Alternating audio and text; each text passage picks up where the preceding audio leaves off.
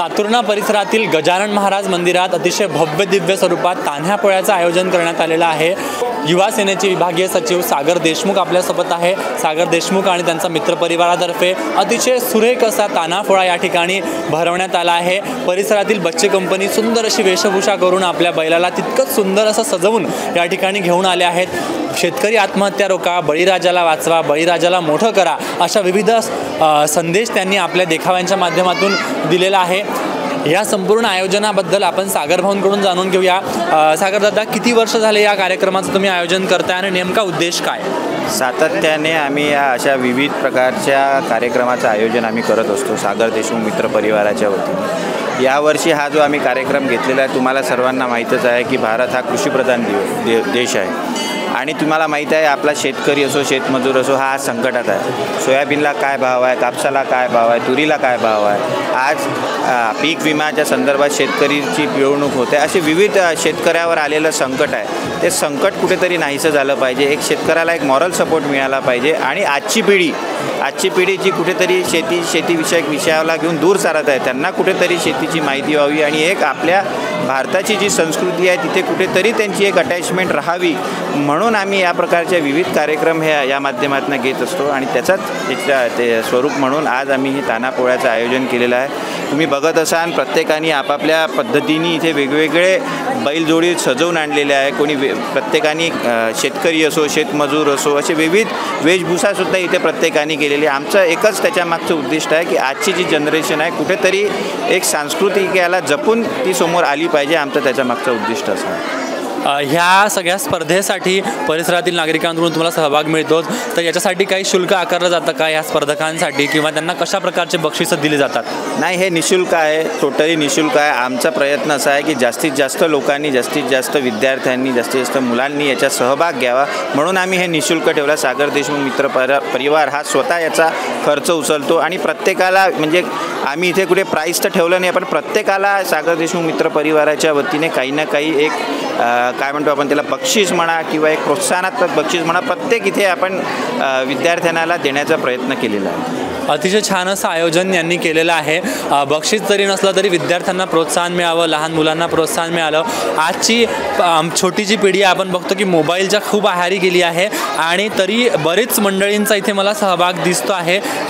नेमकं हे जे तुम्ही समीकरण साधला, याच्या मागचं नेमकं कसं काय सांगाल?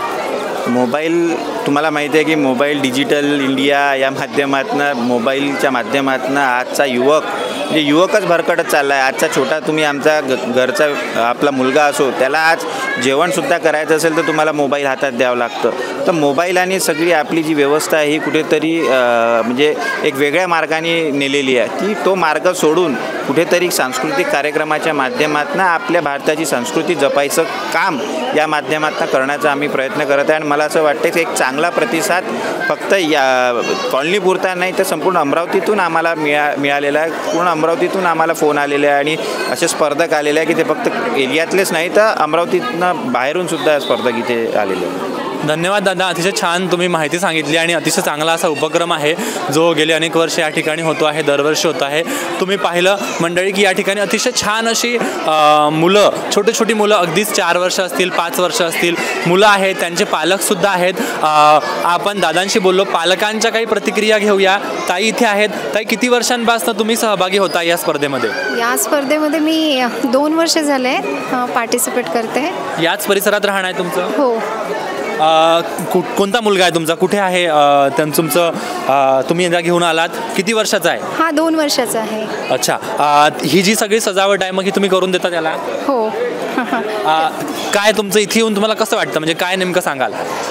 नेमकं हे सांगेल की जसं मुलं एन्जॉय पण करतात आणि शेतकऱ्यांबद्दलचं जे आहे म्हणजे तो किती राबतो हे पण या स्पर्धेमधनं दिसतं आहे आणि मेन मुलांचा इंटरेस्ट दिसतो यामध्ये। चालेल, शेतकरी राजा जगला तर आम्ही सर्वसामान्य माणसं जगू।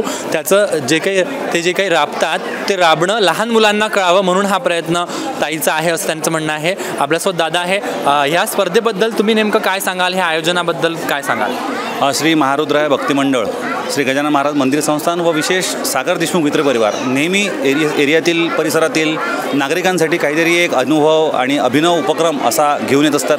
मला असं वाटतं की भारतीय संस्कृतीमध्ये कृषीप्रधान देशामध्ये जेव्हा आपण सुसंस्कृत शेतकरी म्हणून जर भविष्यातल्या पिढीला पाहू इच्छित आहोत तर त्यांना शेतीचे संस्कार, आपल्या मातीचे संस्कार त्यांच्या बालवयोगटात रुजवणं अतिशय गरजेचं आहे. तर हे खऱ्या अर्थानं करायचं काम जे आपले सागर देशमुख दादा महारुद्राय भक्ती मंडळ आणि गजानन महाराज मंदिर संस्थांच्या वतीनं होत आहे, खऱ्या अर्थानं कौतुकास्पद हा उपक्रम आहे आणि परिसरातील सर्व नागरिकांमध्ये एक उत्सुकतेचं वातावरण आहे आणि अतिशय म्हणजे ज्याला आपण म्हणतो की कौशल्यपूर्ण कारमातून अतिशय सुंदर बैलांची सजावट आणि आपल्या परंपरेला एक चांगलं साधेसा मॅसेज जाईल असा प्रयत्न सर्वांनी केलेला आहे. मी पुनश्च एकदा मंडळाच्या वतीनं सर्वांचं कौतुक करेन आणि मला असं वाटतं की येणाऱ्या काळासाठी आपल्या कृषी संपन्न देशासाठी या गोष्टींची अतिशय गरज आहे आणि अतिशय बेसिक विषयामध्ये दादांनी हात टाकलेला आहे असं मला वाटतं. धन्यवाद दादा.